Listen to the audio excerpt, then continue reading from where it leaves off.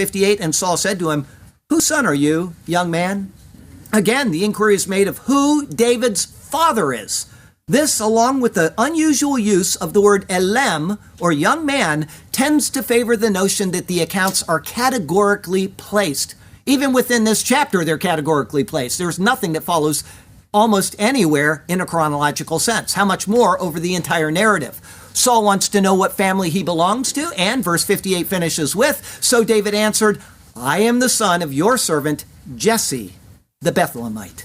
Vayomer David ben Avdecha Yishai bet Halachmi. And said David, son, your servant Jesse, the Bethlehemite." It seems like an odd place for the narrative to end, but it's not.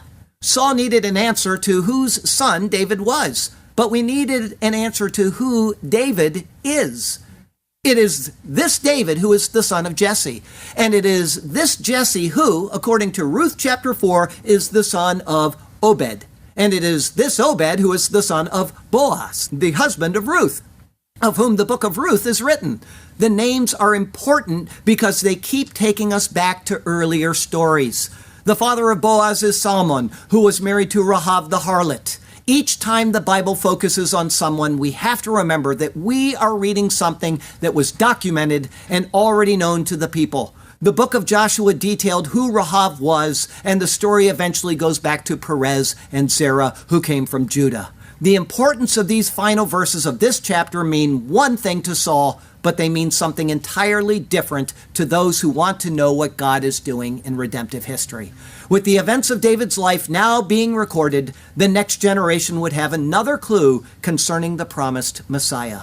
Let us not forget this. When we come to a passage that seems out of place or irrelevant to the immediate narrative, it does not mean that it is either out of place or irrelevant at all.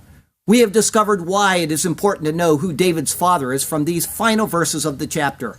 Next week, we will try to find out how the chapter itself is important to the overall redemptive narrative of the Bible.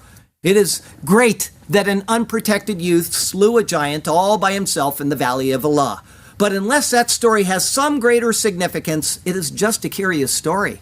Many people have done great things, and their stories are not included in the Bible. But God has chosen select events to give us clues into what he is doing or what he will do and how those things will come about. All of it has meaning, and as I closed this sermon typing out on 3 August of 2020, there was a challenge ahead for me to see if what has been presented will reveal other things to your waiting ears. For now, let us just remember that Christ is the main focus of this marvelous gift we call the Holy Bible.